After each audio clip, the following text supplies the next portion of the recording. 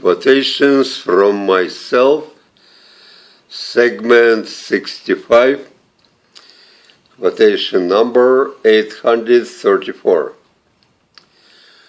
One who was brought up by the loving, kind, and attentive parents carries for as long as he lives, as integral part of his psyche, the eager anticipation and optimistic expectation that everybody else he would ever meet in his life will be like them, loving, kind, and attentive to his needs.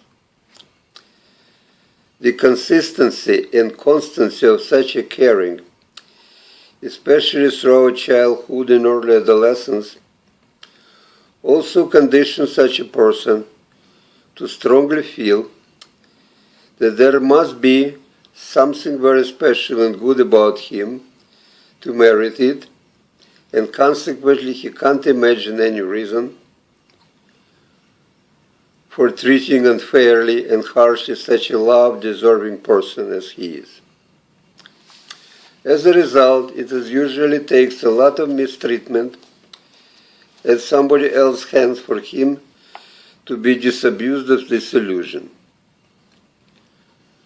But his disillusionments are very short-lived indeed, and limited only to this or that particular abuser.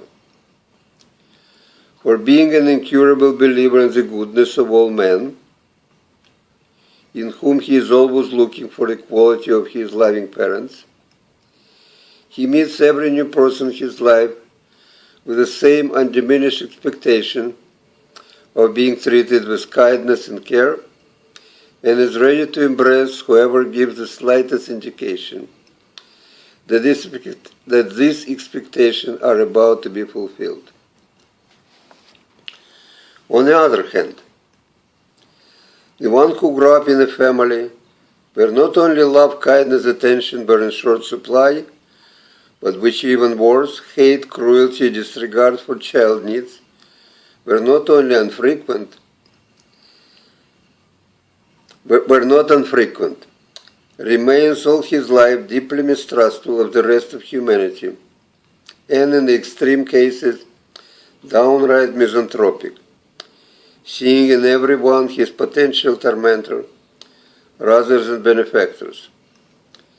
His initial reaction upon encountering anyone he doesn't know yet is to assume the worst, and he needs a lot of convincing by words and action of the others toward him to begin to believe they are actually better than expected. But this tentative trust never extends to humanity at large, and each new person he meets has to convince him anew of being not as bad as the rest, and moreover to do it on a continuous basis and as often as possible. That's why such people seem to be so capriciously demanding, where they constantly tell others directly or indirectly that they should never relax and but prove again and again their good intentions. Thus, the most obliging person is left with a guilty feeling that he can never do enough for them. The suspected potential tormentor is turned into the actual tormented.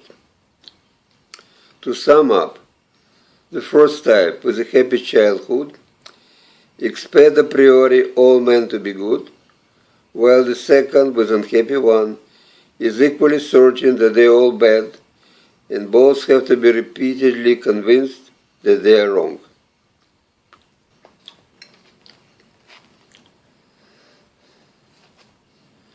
(840) The contradiction between the philosophical necessity of the Supreme Being to be absolutely and infinitely perfect, omnipresent, omnipotent, omniscient, etc., and a Christian God who had to become flesh to live and suffer like a mortal man in order to learn about the pain and suffering of the humanity, has never been satisfactorily explained by Christian theologians. For if he knew, then becoming flesh was superfluous and unnecessary. And if he didn't, then he is not omniscient and therefore isn't absolutely perfect, and someone else who is more perfect than him must be Supreme Being. 841. Of all the wonderful things man had ever invented or imagined, the language must be his best creation. 842. We are all familiar with the expression, the dirty old man, which describes in derogatory terms the allegedly peculiar to the older man weakness to fantasize about younger women. Yet apparently the reverse is also true. Some younger women do fantasize about older men, although how widespread this anomaly is hard to tell. The subject, for the obvious reasons, is almost a taboo. But if one can put aside for a moment the perversive aspect of this phenomenon and begin to think about its causes, the overriding one would immediately spring to mind. The thing we're longing for most must be the ones we feel lacking in our lives. Thus, in the older man, weary of the prosaic triviality of his emotional life, it must be the unquenchable thirst for romantic love, which he, condemned to life imprisonment in the nostalgia for his youth, thinks only a younger woman can offer. From their side, the younger women, who often feel unappreciated and used by the sex-hungry young males, hope to find that the older men better understanding and caring, if for no other reason than at least in a gratitude for their gift of youthful beauty. Now, whether each side actualizes its respective fantasies, and in what form, is an entirely different matter. 843. The problem with stereotypes, no matter how comforting they are, in relieving us from the rather tiresome duty of paying close attention to each new particular individual or phenomenon, is that almost as soon as you have settled causally into one, here comes an exception, threatening to upset your certainty. So it is mainly the inclination and ability to resist and disregard the unsettling exceptions that separate a bigot from a broad-minded man. 844. There are no men, proverbial Renaissance men including, who have, as far as I know, the equal power of discernment, whether looking at the thing near at hand or observing them from a distance. Thus, those who are preoccupied with the small details are paying little attention to a larger picture, while those who tend to step back far enough to fully comprehend the whole are uninterested in the minute parts of it. The first may be called by analogy with the physiological faculty of sight, nearsighted, for like their namesakes, they can see very distinctly at a close range, but as they move away from the object of observation, the clearly separated parts of it begin more and more merge into undecipherable, homogeneous mess. The second, their counterparts, could be called correspondingly the far-sighted, for when looking from afar, they can see each object in the group of several as a distinct entity and also the connection between them. But when, in order to gain more detailed knowledge of each, the far-sighted person tries to approach them, they begin to dissolve into each other and into their surroundings. The combination of these two opposites, microscopic and telescopic types of vision, in one individual is as unnatural physiologically as intellectually and artistically.